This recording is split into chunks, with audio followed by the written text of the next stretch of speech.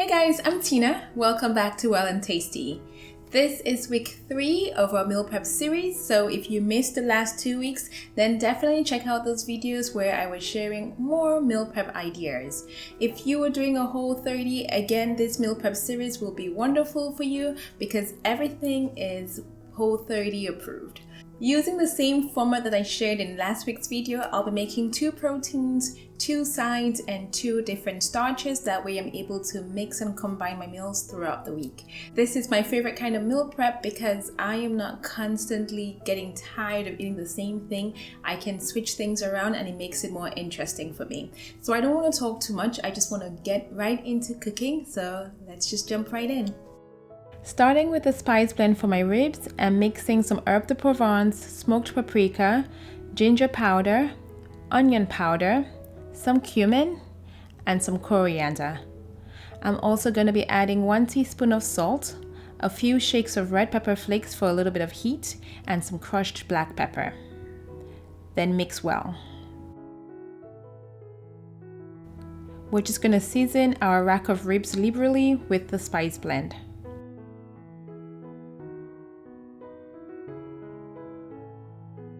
Pat the seasonings into the rib so that everything is well coated.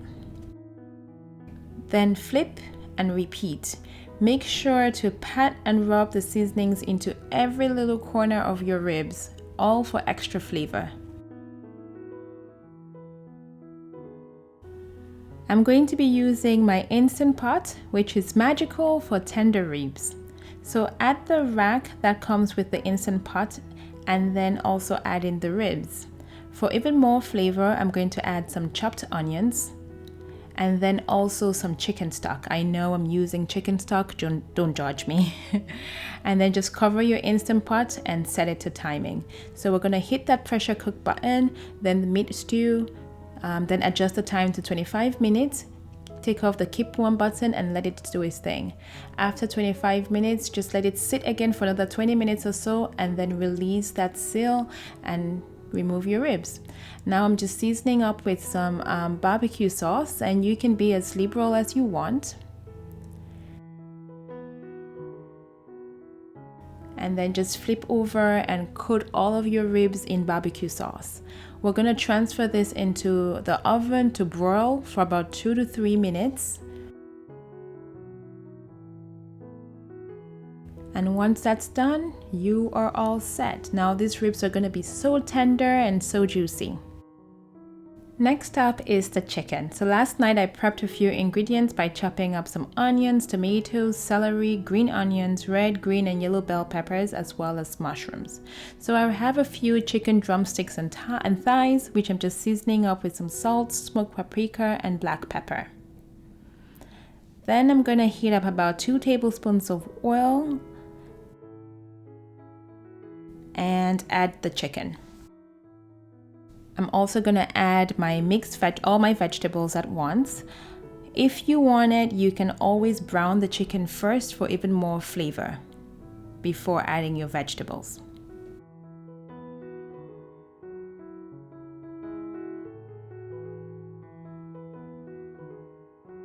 Then mix everything well.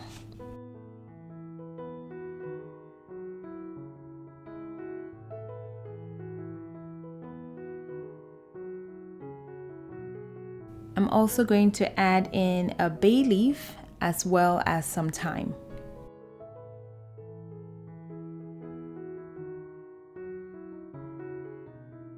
Cover and allow to steam on low heat for about 30 minutes.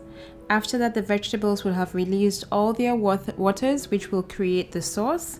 And then I can add more seasonings by adding about a 1/4 teaspoon each of some curry powder and cumin. And for a little bit more umami flavor, I'm also adding a few splashes of some fish sauce. Then just mix everything well together, turn up the heat and cook uncovered for another 10 minutes or so. This will help the sauce reduce. Then add an arrowroot slurry, which is just a mix of arrowroot powder and water. This will help thicken the sauce and give it a richer body. You can also add a little coconut milk if you wanted. Mix everything well and you're pretty much done. This is a quick meal prep very little hands-on, and it will keep well in the fridge for about 3 days or so. Next up is our sauteed kale and vegetables. So I chopped up some onions, bell peppers, as well as prepping my kale. Add the kale and vegetables to a pot.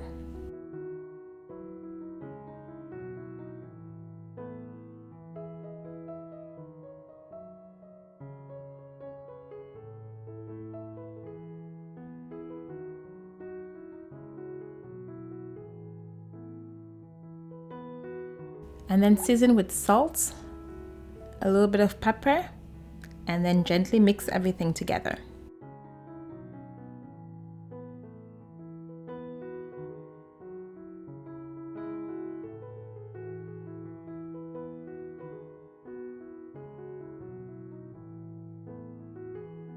Cover the pot so that the kale can cook down and steam for about 3 to 5 minutes.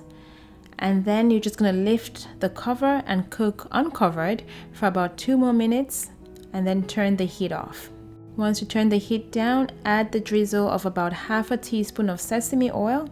This is a really nice vibrant side, and it retains a lot of its crunch, which I really like.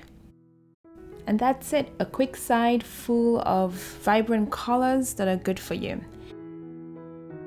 Time for the side. So I'm making butternut squash mash, and I'm just adding my chopped potatoes, the butternut squash, and then seasoning that generously with some salt. Mix everything well and then cover and cook until the potatoes are soft. And then you just drain the water. Now using a potato masher, I'm just gonna mash my potatoes here and mix well.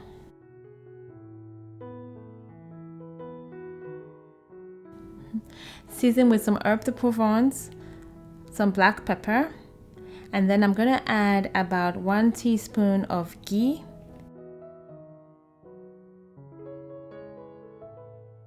and also some dairy-free milk. Then mix it all well together. Now if you wanted to make this really soft and fluffy, you could also blend it or pulse it. And that's pretty much it. Now you will feel less guilty about eating this mash because it has some vegetables in there and it really cuts down the carb load. So serve it up and enjoy.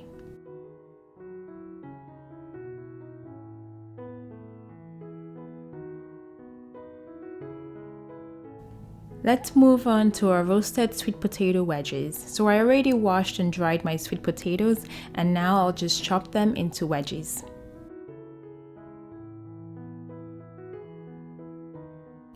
Arrange the wedges in a single layer on a baking tray. Mine is lined with my silicone mat, and then I'm just going to drizzle with some oil, add in my herb de Provence, some smoked paprika, and then just really mix everything well.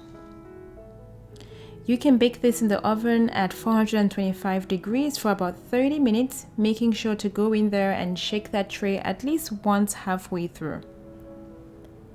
And that's it. Those sweet potatoes are a staple in my home and I really love these. And finally, the string beans. These have been prepped already by chopping the ends, and now I'm just gonna season them with some garlic powder and drizzle over some oil. Mix well and transfer this to the oven at 425 degrees for about 15 to 20 minutes, and voila, crispy, tasty roasted string beans. I'm just gonna add a little bit of Trader Joe's Everything Bagel seasoning for a little bit of crunch, and that's it. It's optional, but it adds another element of texture. That's all for this week's meal prep. I hope you guys found some inspirational ideas for cooking in your kitchens. Please tune in next week for my final meal prep video, and I will see you guys then. Take care and thank you for watching. Bye.